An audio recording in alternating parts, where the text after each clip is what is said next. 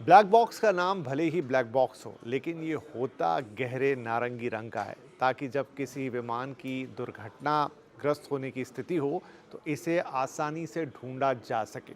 दरअसल ये दो अलग-अलग इंस्ट्रूमेंट है। एफडीआर यानी फ्लाइट डेटा रिकॉर्डर और सीवीआर यानी कॉकपिट वॉइस रिकॉर्डर। अब ये दोनों इंस्ट्रूमेंट अलग-अलग या फिर एक साथ भी हो सकते हैं। एफडीआर और सीवीआर क्या करते हैं, ये जानने से पहले आपको ये बताते हैं कि जिस केसिंग में इन्हें रखा जाता है वो कैसी होती है।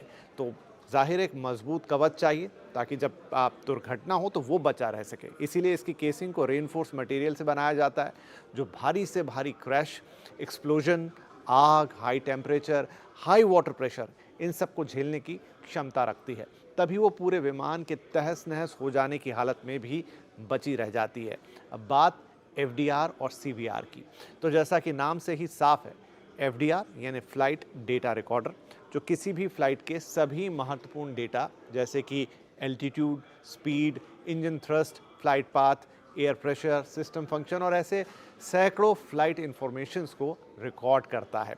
वहीं सीवीआर यानी कॉकपिट वॉइस रिकॉर्डर भी अपने नाम के मुताबिक कॉकपिट में मौजूद दोनों पायलट की बातचीत, इसके अलावा रेडियो ट्रांसमिशन, वार्निंग अलार्म या किसी भी तरह की आवाज़ जो कॉकपिट में हो रही है, उसे रिकॉर्ड कर लेता है।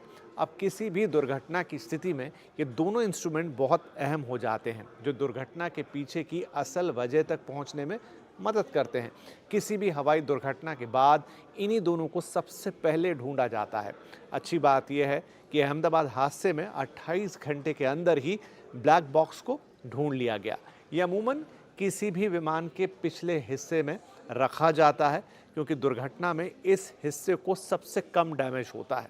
ब्लैक बॉक्स के मिलने के बाद एक्सपर्ट फ्लाइट डेटा के आंकड़ों को और वॉइस के सैंपल को मिलाते हैं, उन्हें डिकोड करने की कोशिश करते हैं।